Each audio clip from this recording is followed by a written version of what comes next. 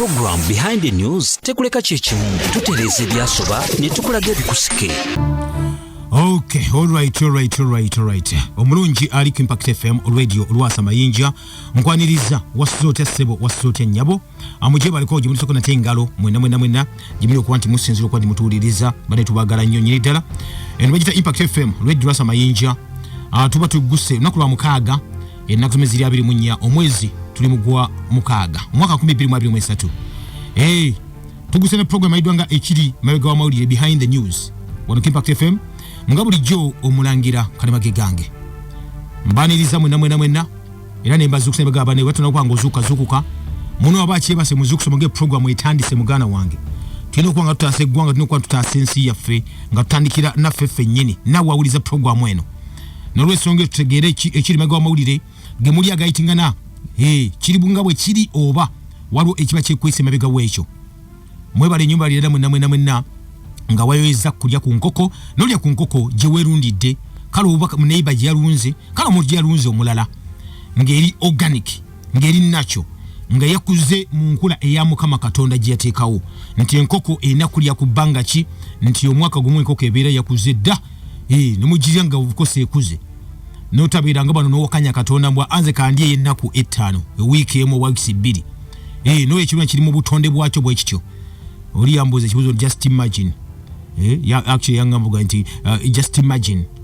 webaga nti omwana w'emyaka 10 yafunye olubuto n'azaala kikisobola kwankibeera waawo akati enkoko gye muli mukulya muli enkoko ezitaneetuuka ebyaddala akati nomanye ebizibu ebibeera mu ebyo kitegeeza ati no mu maaso ga Mukama oba ebeera treason kibeera ki kubanga okulya enkoko etaneetuuka akako akatono kakanokalya bwoti olwokuba mukakubye eddagala ne kagejja ne kazimba nova no sanyuka mugana wange nkugamba bugambe nti nno oyinza okuba gokuse oba n'abantu boli mukuguza enkoko eyo bakkuse nejjukira oleta kansa mu bantu oleta kansa mu mubiri gwagirya ate gwagitunda sina bigambo byo mugana wange kubanga yegwa omu abo ba agents bennyini abagenda okuba mutta abantu omuga ye business eriwo naye geza ku ngando olabe akale munage twatwogera wano ku nsonga ezimu wano nga Behind the News of course munaffe Juliet omuwuliriza waffe nava n'agamba nti nno nti obadde okimanyi nti they put rat poison in popcorns and maize corn as preservative agamba yafunye message eno agamba nti obadde okimanyi badya legali emmese ne baliteeka mu kasooli ne mumberenge mbubikuuma nga tebifa nga tebyononese nagai entered my client's shop smelling rat poison and that was her answer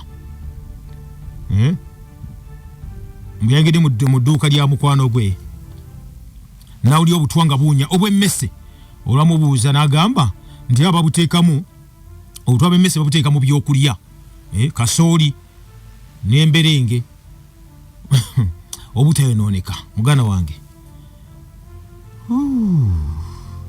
wamma tuli fenna ene program edwanga ekibega mawulire bwetyo tambula sometimes binyiza sometimes bikambwe nnyo oba yaga olumba omuntu ewo mukwate bukwaso omugambe nti gwe kankutwale paka luzira nkuteekeyo beruzira abantu tebakimanyi wamma tojja okyegendeza amaduuka agamu ebyaddala ogatuukamu nga liwunya nga tokitegeera naye nga abantu tebaligulako oba kiki naye nga ate libaliwunya ebyaddala noga oba yateze emmeseze kumbe obutwa buteeka mu byakulya kati gwe munansi gwe nange noga n'ogula ebintu n'olya ekivaamu n'olwala owedduuka ennyini najja n'akuziika nga yakutta kibi nnyo nyini ddala nkulamusizzaako bwana Duncan webale nnyo kuba nti wawuliriza emukono awo ndabira musawo mwekwanga mutuwuliriza abemukono mwena mwekwanga muwuliriza by the way abekayunga nakasongola kiwaawo eri ebuddu waliwo abawuza bankubira kasimu ne bambuuza nakola nti bannaye webale nnyo okuba nti osomesa bane mwebale kuba nti musiima naye ekikulu kiri nti tulina okuba nti twebeereramu kino kigamba buli lunaku enjogera yajja eyo nti yakwebeereramu otya obulamu bwo kintu kikulu nnyo bwe buba busooka yeeyo obateeka nga priority obulamu bwo akale wiiki eno munaffe atuwuliriza wiiki eno gitwogereramu era lwo eguli erya sharingiddwa nadde ndabyeko actually nabyeko okugundi awo nalinda ba CNN nalinda ba CNN luku kusatu guli eryo gule nafu ne Dr. Galiwango Henry nali sharinga eria ekitegeza ku nyama gye twogereko wano ennyama enkole bwengambe ennyama enkole mmwe abalunda ente temugaa nti nawe mukola ennyama bulijjo nti nedda kino twakyogerako luli tubagaa nti ennyama gye bagenda okukola obukozi badira budizi si nnyama ene yabumwe eya bulijjo y'enkoko oba ente oba embuzi oba ki nedda eno bagita cultivated meat balinga bagaa nti nno gundi alime ennyama naye nga ate bagiyita lab grown meat olina okuba nti ogiyita bwotyo nagyogerako eno negaa nti abasajja kyebaagala kiri kimu kyokka nga bwe naggamba nti nno bakimanyi nti nno Katonda yatonda ebisolo n'abiteeka waawo omwana w'omuntu asobola okulyako kyonna ekitamulwaza era babyawulanga okusinziira ku ebyo kibye babakolanga ng'omaze okuba ng'okirya ate bino ebintu Katonda bitonda nalekawo ecosystem ng'etambula bwetyo nga erina okuba ng'etambula nalekawo naga nti ente erina okuba nti ekula ku bbanga bwe riti nefuna eggwako n'ezaala embuzi kyekimu enkoko kyekimu berena bwe bityo naye olw'abaana abasajja n'abakazi akuba nti beefuula bakatonda nabo batandika okuba ne batonda bamuggyeko n'obuyinza kuba eyo emu ku ezo agenda eza new world order kujja ku Katonda buyinza babere nga babulina bagamba nti no what God can do man also can do ndi Katonda kisobola okuba nti akola n'omwana w'omuntu asobola okuba nga yakikola bano nga bakkiriza mu Nimrod nnyo nnyini ddala muganda wange bagamba balina okuba nti bakola revenge ku Katonda bamugyewo bamusanyewo bere nga gwe mu kifo ky'okusaba Katonda tosaba Katonda balosa mwana wa muntu ebyo nga babijjeyo bino nga gotunuulidde ng'omwana w'omuntu okuba nti atuukiriza bino byonna kati bagamba buli kisi Katonda kiyakola basobola okukikola nabo ate nga bakyanguyizaamu ne bamusinga n'omumusinga kinagano bagala kibata total control kwe kulinga obufuzi oga ndi gundi yakufuga talina mulane nina akufuga kati baga nti total control banagifuna batya baga bajjewo emmere Katonda giyakuwa ng'osojjirima n'otuule waka nodde n'ogikungula n'omwebaza n'owona ekimu eky'ekkumi n'ekiweebwayo bagala kubijjawo ebyo bagende nti ati weetaga Katonda ife weetaaga emmere tujja kuwa emmere enkolere mu laboratory wali ojja tukolera emmere tugikuwe ogende olye kakati n'ennyama bwetyo bweri muganda wange kati ente embuzi ennyama yonna nga bw'okimanyi abasajja bano n'abakazi bagenda ne bafuna sales sales bwe obutafaali buno naye akatafaali kano kaaki nti wetukayiiyayiya bwe tukolera ekintu kyaffe tusobola okugyamu ekyo ekifaananiza ennyama ne bawulira simero y'ennyama ne bawulira some test y'ennyama ne bakola test ez'enjawulo ne bakola kala ez'enjawulo of course food kala bamugattamu ne balaba nga ekiriwo ekirima nyama bakoze ekikole nga si kyante but ngeringa yante bw'ogiryako muganda wange kisiye tekyali kikulu nnyo ekyo nedda kubanga abantu ekikulu njala bebaluma beetaaga ekyokulya ekyo si kyetwogerako naye kyetwogerako kyetuyita genetically engineering something okutonda ekintu ekyo muganda wange obutafaali mukama bwe yatonda n'ateekawo ne bulina okuba nti butambula nga bwegoberegana bwe butyo kasita omwana omuntu atandikayo okuteekawo obubwe kitegeeza nti nno omubiri gwo byogenda okuguteekamu okulya bwotusobola okulya ekintu ekyo kiriza obagaana cells eziri ze bakoze mu kintu ekyo zigenda kulwanagana cells eziri mu mubiri gwe ez'obutonde either ogenda kukola cancer ogakufuna zikibayita zi clots ogafuna kibayita tumors ogafuna ebintu bingi nnyo kubanga obutafaali bakoze obukozi tebutambula na buli obutafaali bwa mubiri tebuli nakyo tebuli organic tebujja kubeera nga buli broken down nga bwe kirina okuba nkibeera Katonda bwe yakikola kakati ennyama bagikola emmere nagga bagikola kasooli mumulya emiyembe mugirya gyonna gigenda balwaza kansa akati wuliriza nnyo nnyini ddala banaffe bagamba nti cultivated meat also known as lab meat has been cleared for sale in the USA nti ennyama eno enkolerere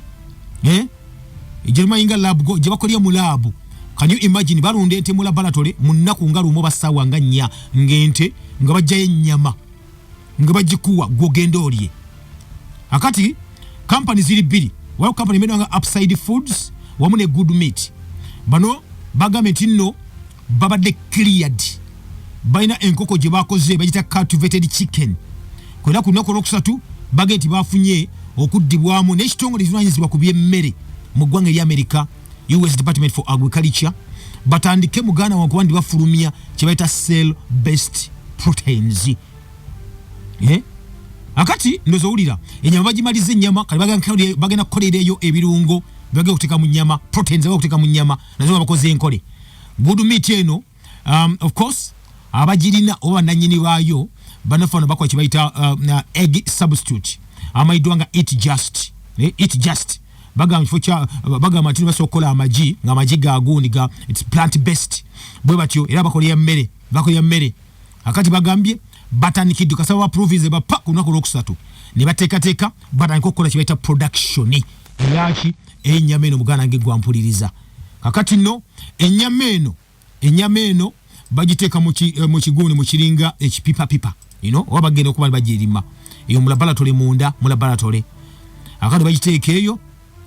ekyogenda nga olaba mu abagira nga oba owalabyeko abana abayiisa omwenge epipa ne bazisiba ne bakola kiweesonga nyingi nnyo nnyini ddala then after some time nezikola distillation nebyange egy'omwenge ne guvaamu oba walagi oba biki kanene nnyama bateeka mu bicontainer bwe bityo biringa pipa ennene nnyo ddala abo ne bateekamu ebirungo byabwe eddagala lyabwe ne babikkako ne bakiwa essaawa kigenda okuwa kiti nga bajjamu ennyama bagiteeka ku midaala muganda wange atuuliriza ngaya bas nga gwe nange olya ekivaamu ki banga tini nnyo ddala nga wenaga nti omwana omuntu yateekawo kibayita life expectancy aba of course amanyi ogenda kubanga ofaddi jukira mwezi ogwokusatu bano ba good meat bagamba nti tebafuna kibuzo kyonna okuva mu baluwa eyava mu Food and Drug Administration mu ggwanga lya America naga nti ebbaluwa eno yali egamba nti nno bali satisfied ne product naga nti nno eri nungi nnyo mu kutunda mu ggwanga lya America akati nno ekyo kisebera ekikulu ennyo n'ekikulu kikino nti webanga eri mu America abakizo gitunda mu America jukira tulina supermarkets wano nga ziva bweru wa ggwanga importing ebintu wano enyama bwe tubagikola bagiteeka mu fridge nebeeramu ebbanga ate yo already eri kyebayita cultivated already bakoledde enkolerere kiriza ndese okuba nebbanga libaagala lyonna basobola okukolayo nga neboggulawo tejja kufa tejja kwonooneka because basobola okuba nti babikola kakati obubuzi bwe tuliko oba obubuzi bwe tuwolekedde gwe munange ampuliza akaseera kano kenyini kakitegeeza nti nno gwe ogendagenda mu supermarket musimaduuka ogambe nti nze namalayo neisanga bazungu neisa simayanga bagagga bazati mugagga go supermarket kumbe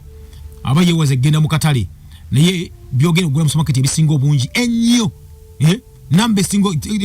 take a walk lumunga togenda gula buguzi wasi tulegenda mu semaduuka zinennene tambula mu kola beboti olambule bulambuzi ojja kulaba nti bibitika mu fridge nimala mu mwezi mulamba tojja kukola ki tojja kuyomba kali gwe kigula kitwale bakikumidde wali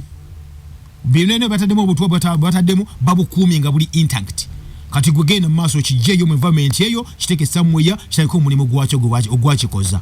tome kibateka muri munda mu mmere bwekyo mugana nga atuliriza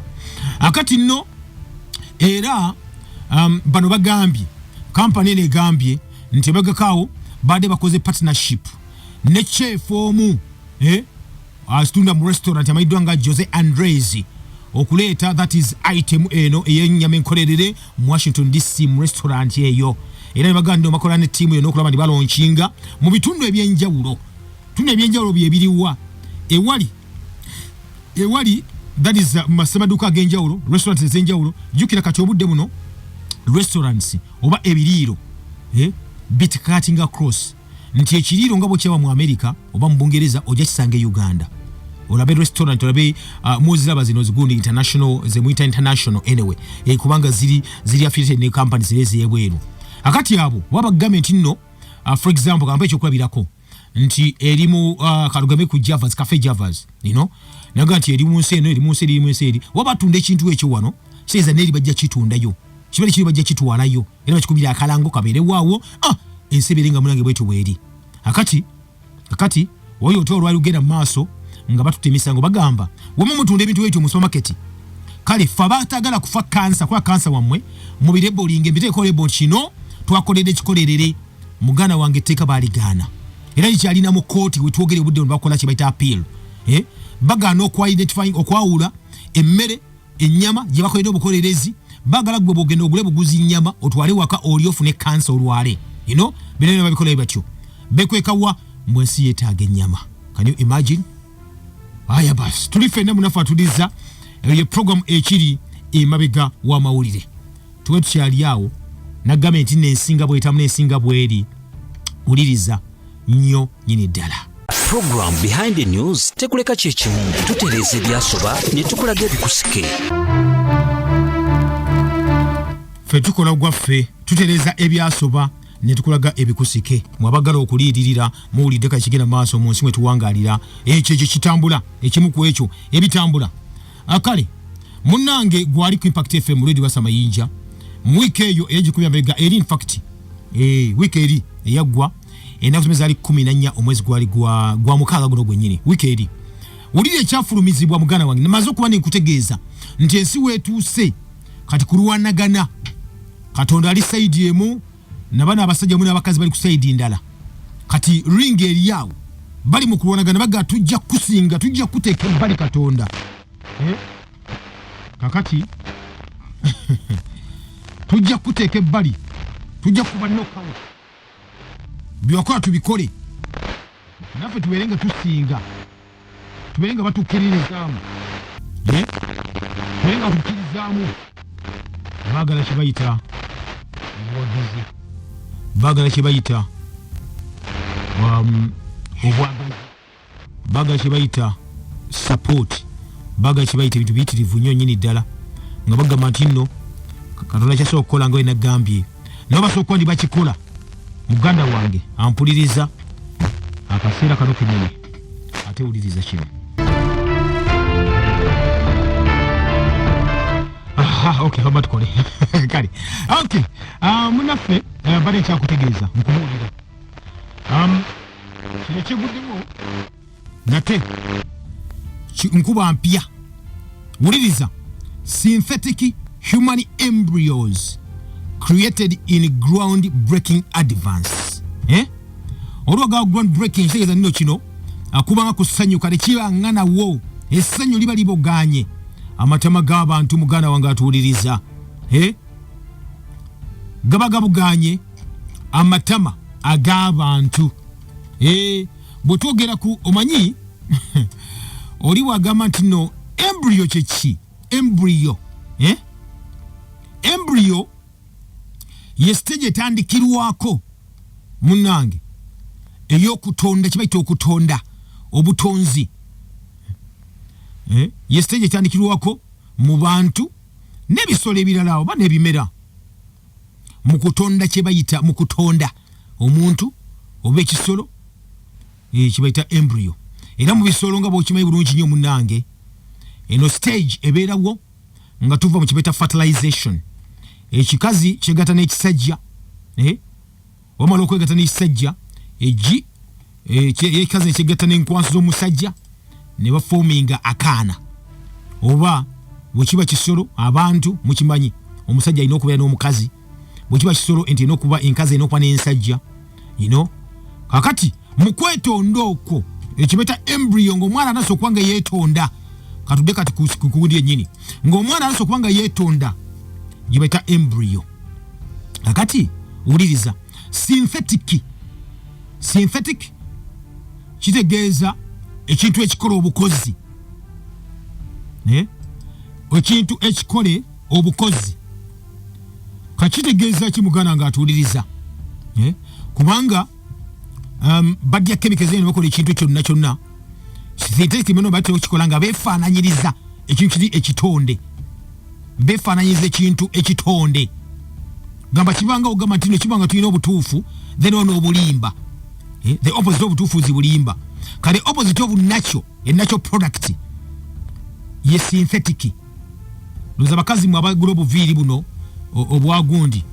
obutali bwabafu obutali human air wache mugula kibaita synthetic kibakola mu bigogwa mu biki kibaga nti kyefaananyiriza enviiri. That is synthetic. Ne bakikola bakiteka mu dye biki byo batyo. Kakati wuliriza kibaga madino synthetic human embryos zatondeddwa created in groundbreaking advance.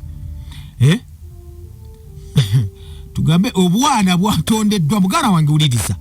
Bannasayansi bamaze okutonda kyebayita ensimuko oba entandiko y'omwana nga bakozesa stem cells. Ne bagamba nti nno obudde buno tewetaaga kibaita G nankwanso. Tewetaaga kibaita G nankwanso. Uliriza. Tewetaaga musajja kuba namukazi okufuna kati okutonda omwana. Bakoze bo benyini embryo. Banasa bagamba nti no modo embryo ze bakoze zefaananyiza ddala era zituye ddala entandikwa ey'omwana okuba nti yeetonda. Era ne bagamba kigenda bayamayo kigudde eddirisa ekyokwatiro kireeseewo kye bayita bano abalina simanya obuzibu ne genetics zaabwe mu nkula mpozi n'ebiviirako mbu abakazi okuvaamu embuto miscarriages mbu kijja kuba kibayambako ne bovaamu embuto nga nnya bakuzambuza kali kamaze okwa bakola. Kati wuliriza omulego ne kwali bagukoze ebuuzo weebuuzanga ggwe nagere bwe twebuuza obudde buno bwennyini n'ensonga nnyingi nnyo. Laabu bageze mu laboratory munnange ne batuula awo nawo okuba nti bayiiya tugenda kukola tutya munnaffe atuuliriza. Kati kye bakoze kibalako kiri kimu kyokka okumala okukola akantu kano akeefaananyiza omuntu embryo ekolera ku byuma ekolera ku byuma kibali mu kuyiiya kati bali mu kutetenkanya kati kubaga nti no bakoze buno embryos tebulina mutima gukuba era tebulina bwongo butandikirawa ne bakoze akantu kalaba ssebo nga kantu kakyali bakakoze bagayi naye nti nno kina nga mwalaba omwana wabeera mu lubuto ne bamukolaze mu lubuto waifani mu lubuto engeri gyatambula engeri gyatambulamu engeri gyafuna emmere ekundi engeri gyakola ki omutwe amaaso bali mukuba nti bakola ebyo muganda wange. Kali Professor Maidwanga Magdalena Zenika Gowez ava mu University of Cambridge wamu ne California Institute of Technology bagenda nti omulimu guno gwe bakoze ebya ddala gwa ttendo nnyo nnyini ddala kubanga babadde bakiyita badde ku kye bayita International Society for Stem Cell Research. Meeting yaabwe ebeera buli mwaka badde bali mu Boston. Akati bagambye bati wuliriza omukyalo ne yagambye meeting yabaddemu omuntu Professor Magdalena yagambye we can create human embryo like models by the programming of embryonic stem cells. Tusobola okutonda entandikwa y'omwana ejingo eri fertilizer tuwandi omwana ng'atandika tusobola omwana ng'atandika nga tuzeemu twekenneenya just eyimukola kwegamba teri advance gyoli batuuseeko bati nga kye batuuseeko olunaku lwaleero muganda wange. Akati wuliriza newankubadde baga nti no it would be illegal to implant them into a patient's womb and it is not yet clear whether these structures have the potential to continue maturing beyond the earliest stages of development. Baga newankubadde kikyali mumenyi mw'amateeka okuddira omwana gwe batonze omuteeka mu mukazi mu lubuto lw'omuntu yenna kwage patient's womb. Kati wuliriza omanyi waliwo ebintu ebiri fane nti anatome oba enkula y'omukazi bwe basobola okusitula omwana waliwo bagamba okozi n'omusajja asobola okusitula omwana mulala gye tugenda oba temunnaba kulabayo. Baga nti beetaaga kiratiko kirimu kyokka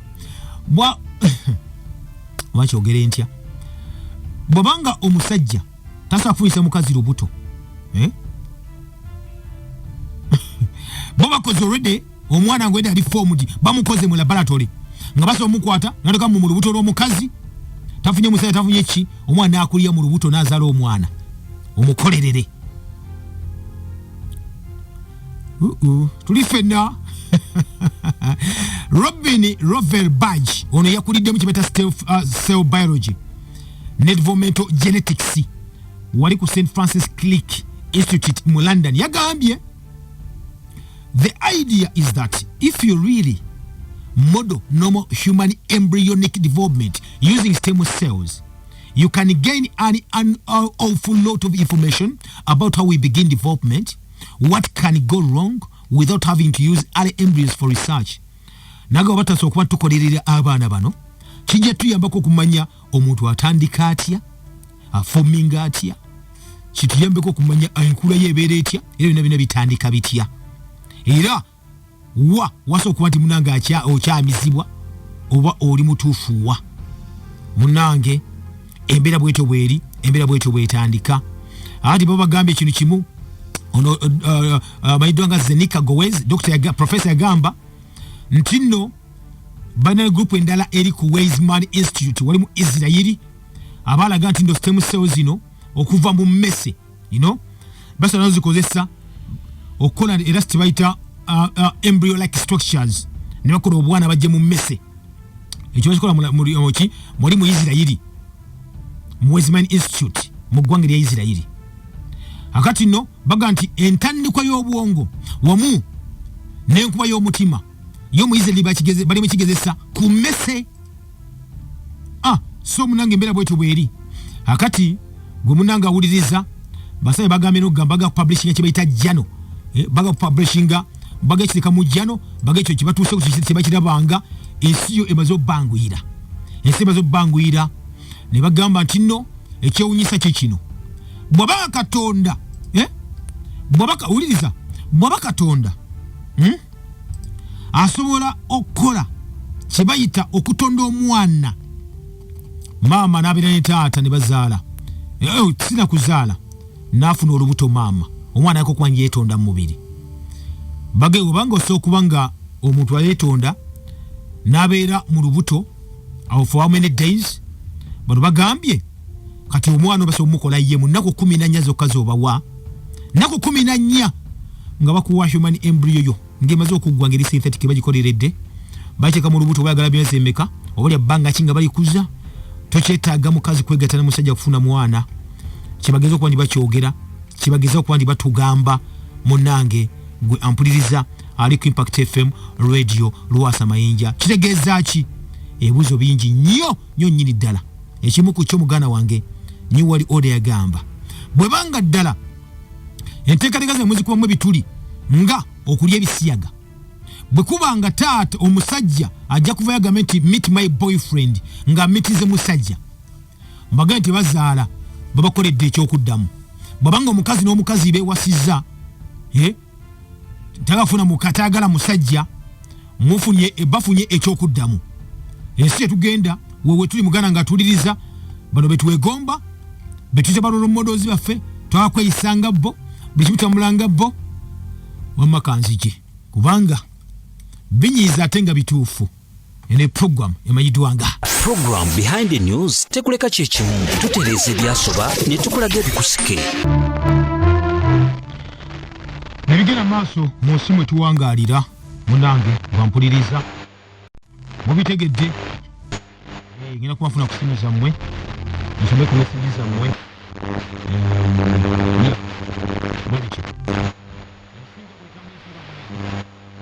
mugimanyi mugiwulira era kansubire bene mugiraba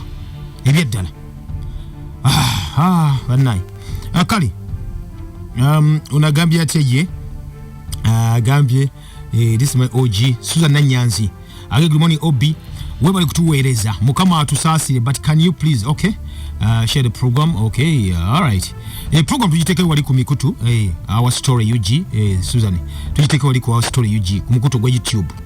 ebirayo olumala tujikola no tujikasuka bisawa nga 5 beyingiddewo okay onagambye tino mulangira good morning thanks for the program I am Isma Mugerwa okuva ekasangati ebale kuuliza wana Isma ate ekasangati batwabire nnyo nnyini ddala ticyankuusi bambi John Nkuusi adashenze ifane bya mama yo mulwadde oba kansa wow nga kibinya ate ekyo kale mulangira nagambye ate ye Yesu yabazibwe ssebo webale emirimu gyokola okay kumukolo mbuuza ku mukolo soda n'amazzi kiriwo ekisingako obubi eri obulamu bwange Godfrey Gayaza buli program zonna onywedde minowota zonna onywedde chemicals nenge ziri mu soda ezisinga obulabe kuba mulimu ne sugar z'enjawulo soda asinga obulabe ku mukolo so alisinywa obutwa obutonotono olimu kunywa obutwa bungi kangwale kusimuza buli benga tuwayamuko nammwe ate lwaki nedda Impact FM kwoli program ekiri mabega wa mawulire kale munange hello wanji yes kipazi mulangira amina nnyo ssebo webale kuweereza ssebo webale kuwuliriza bannange Isirayiri bwebanga yeri emabega w'ekyo yadde ng'erina nnyo tekinologi tulaba nti bakola tekinologi mu byokulwanyisa mu biki ebyo byonna naye Isirayiri Katonda yali agyagala nnyo n'eseese eri bwe tulaba mu bitabo nga Isirayiri nga yayonooneka kuba Katonda nti nazaala omwana n'endera ne muyonsa naye omwana nanjemera Isirayiri n'egyemera Katonda kati tulaba n'eri mu ssuula ey'omunaana eyenanga neya Ezekieri bakola ebifaananyi ne bakola ebibumbe ne bakola ebintu ebiringa ebyobusamize naye bwebanga yetuusa awo nga ne kabaka waabwe yennyini tebaamutegeera ne bamukomerera Yesu Kristo ate kibi nnyo kubanga tulaba mugundi mu Yeremiya essula ey'okubiri olunya olw'13 nti Isirayiri ekoze ebibi bibiri bavudde ku luzzi olw'amazzi amalamu ne beesimira ebidiba kibi nnyo kubanga ate Isirayiri nayo ng'ekirimu webali ddala bali ddala ano oba osomye ekyo bayita creation ya Isirayiri ebyaddala n'ogisomako ojja kufuna endowooza ate endala n'osoma creation of Israel of course n'osomye Balfour declaration yaliwo eyo batuka batya okutondawo Isirayiri eno gye tulaba kati obudde buno ey'Olukumi-8 nga Ssemateeka amaze okuba nti yaggwa kituufu Isirayiri gye musomako oba nedda kubanga bino aye tuddeeyo tulina ebyogerako ebirala creation ya Isirayiri eno yeriwo kati ey'Olukumi-8 yeri ya Bayibuli oba pulani yaliwo ne batuuza baga tutondewo Isirayiri yo gimanyi oba nedda. Okay, hello Kalema, I'm Steve from Ntungamo. Okay, I think the new world order have reached its final mission in now creating human beings. I was to say bakyanoonye kintu kimu kyokka baga Katonda ono tumukwatako tugenda mubuuza omukka gwassa mu bantu ogwo agukola atya wanji wanji munange senkula musiza nange bwentu sebo n'omukwano gw'eddala kutesa kwa Mukama Gideon nsasa okuwulira ebigambo ebyoludde ng'obisomesa mbadde nsaba Abannayuganda tubeere serious obulamu bwaffe. Yes. Bwana Mulangira bakuba obudde buba butono naye sookera ddala ove wali wansi ng'okusomesa omwana mu Uganda omwo mu baddugavu benegamba Uganda yokka bebatagamba nti Mulangira is a professor ayina master obanga atali muntu niye tukizuula nti ebyo byonna ebintu ebisinga baabikola okutukuumira emabega. Yes. Nosanga ewaabwe omwana emyaka 16 afuna pawundi $2 buli wiiki naye ne bakujingawaza n'olina okumala okuweza emyaka 7 oli profesa olizimba ly'eggwanga lyo. Omwana bw'agenda ku ssomero oluvaayo ku ssomero alina okuba ne waka aba bize bw'atandika okutegeeramu bamuwa essimu erimubulikamu obwongo bwonna babeera nga babukwata tofuna biseera byerowooleza bw'aba akyali awo baleese ebikokokoko ebya wiiki 2 olw'okuba tafuna biseera birowooza nti bino byenteeka mu bulamu bwange bivaamu ki. Oluvaawo ali mu biduula biri ebya Alice Beire beyatumbula ennyo. Oluvaawo ali kugulumu kugamba abantu baffe beegendereze nti ebintu byenteeka mu bwongo bwange ebintu byenteeka mu bulamu bwange bivaamu ki. Omulangira twekanga omuntu aguze muwawa alinga kintu ekiri awo tategeerekeka so n'ebikolwa biddako ndowooza biva ku bintu bye tukozesa naye abantu bafugana Mulangira oyogedde ebbanga ddene osanga omuntu alagiriza ekifi ky'enkoko ng'amazzi agakifumbye butto bwonna butwa bwe tuvaawo ne tugambe eddagala mu ddwaliro lwaki tetukola bintu ebituziyiza okulwala mu kifo ky'okufuna okunoonya eddagala ly'abazungu. Mulangira ndowooza kanjira akomako awo era bulungi kale neyanzege mumbeera bwetyo. Okay. Kiri Uganda wanji munange kakati mulangira we bale kuweereza esebo nekirala waliwo kye nawulirako konti wane Uganda waliwo amalwaliro ng'abavubuka ab'obulenzi bakeerawo okugaba mazzi bajjamu enkwata yes ekyo wali tokyogerangako mwali temukina munakimbuuza webale nnyo ddala okay omanyi kibaita fertility centers amalwaliro agalina fertility centers ezo babikolera ddala n'ebweru babikola you know ati mwali temwakimbuuza munange naye nga babikola byaddala agana atunda enkwanso naye bw'ogenda omanyi kye bakola omanyi sometimes okay tuyogerangako but byemu ku ebyo maybe nga tukibuusa amaaso tikiri nnyo common kubanga ojja kibulya abaana nolabe abaana bagenda bikoze bitya kuba bw'otuukayo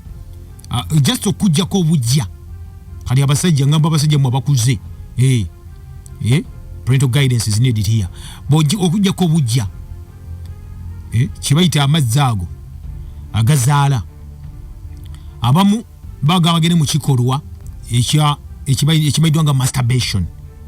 you know ne bakuwa akagundi akagirasi n'ogenda wali ne bakulaga movies ezibazanya ezo ez'obukaba noba n'obawa ebyabwe ne bakuwa akasente babikola ebweru ne wano weebiri aya basi Impact FM mulange wanji ufenuwako katono esebo abasoma ebyawandiikibwa twegendeze tuddeyo emabega tuyinza bwe tuba nga tutuuse ku levo ey'okubanga ne Katonda afunye bajja be kitegeeza tutuuse ku munaala gwa Zerubaberi yes wandibaawo ekibaawo mu nsi muno essaawa yonna tetulaba lutalo lwa Russia ne gundi ne Zelensky wandibaawo ekiyinza okubaawo ne Israel yennyini so kati fe abasoma Bayibuli tujjukire tusome tumanye nti waliwo ekiyinza okubaawo essaawa yonna Katonda bw'aba naye afunye bajja be ng'ate ye yabatonda yes wale nnyo okay ekigambo kirungi ekyo mbalisa kikozesa nnyo mbalisa kikozesa naye njja kyewola Katonda afunye bajja be nejjuka Katonda wa bujja muganda wange kati afunye bajja be abasajja baga kumujjako obuyinza wanji alo mulangira wanji munange akamasebazibwe amina nnyo sebo webale tuweereza weewaawo webale kuwuliriza yesebo naye oluusi katugamba oyogera nnyo ku buno kuwa wiiki ebbiri naye ate munaabagooca ndaba emmere emu n'ey'enkoko yo nga tokubawa olw'okuba katuwoomera nnyo ffenna okay kubanga lwa nsonga munaabagooca wabeewo bamuwemme tugisanga ebongootere mu kiyumbe olowooza nti oba eridde bulungi giyinza okubanga eddagala kitawaani ate naffe ne tulya okay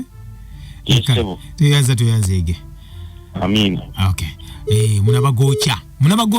nga bogenda nti nayiza okuba emmere kuba tuyinza okugaa nti emmere gye bakola gye bagandi bagatamu ebirungo kyakyu bikoze bitya ekyo kiyinza okuba nga kizibwe nnyo naye eddagala lino lyebakuba lino munabagocha baba gikuba eddagala neekulamu ebadde gy'obadde olira ku mwaka mulamba n'ogiya mu weeks oba mu mwezi oba emyezi ebiri then obeerawo ekikyamu question mark erina okubeerawo naye nabyoliyako mu Eastern eri bali banazoziwa gundi ARVs nga bawa ARVs embizi negejja omanyi ARVs those are proteins negejja nekola ki tuyogera ku ARVs ezo okay negejja neyo zimbulukuka bwekyo so kuba nti oli wajegula mu kilo ziba nyingi nnyo nyini ddala ne cells ezo antigens eziri mu ARVs okimanyi kyezikola omubiri ngenda weeyo wakisiva wano gwasembayo wanji webale nnyo bayigala sebo kutuweereze esebo Zekatega yasinzidde ne Kamira mu district y'Eruwero nsasa okuwulira webale nnyo okutuyigirizanga nze nkuzaamu buzamaanyi maaso tokoowa abawuliriza bangi ne basilent listeners bangi ffe kakati tugenda tuyiga mpola nga tukyuka nze nina abantu bangi nebenyuze ku programu eno abaali batagoberera programu eno ku Impact naye nenda mbabuulire era bakutega tukuwuliriza nnyo era mu maaso sebo obutonde buddewo mpolampola bujja bajja kukiwuka bokka sigadde nze Kategaya Kamire Luwero webale nnyo Mr. Kategaya.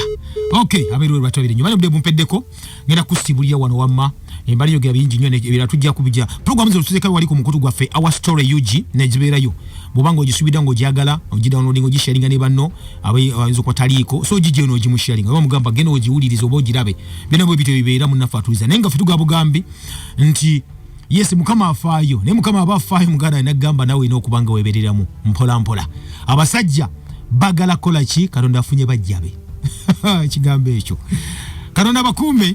abali geno okuya kunvendirwa nga mwe zeri midde teziriko bidagadagala mwebale nnyo mwebali eddala abanaso okusoma kali akatabwa ka organic neyo kulunne enkoko mungeri eri organic mwebali nnyo eddala ka Dr. Gadwango Henry abane mwena tubagala nnyo abali ku banamukutu nabala mwena bako kyogamba muno enjiregere mu maaso nga tutaasa ensi no kwetuwangalira ne kwetambulira omulangira kalimage gange mbalese mbe bulungi mwera. Program Behind the News tekuleka kyekimu tutereze byasoba ne tukulaga ebikusike.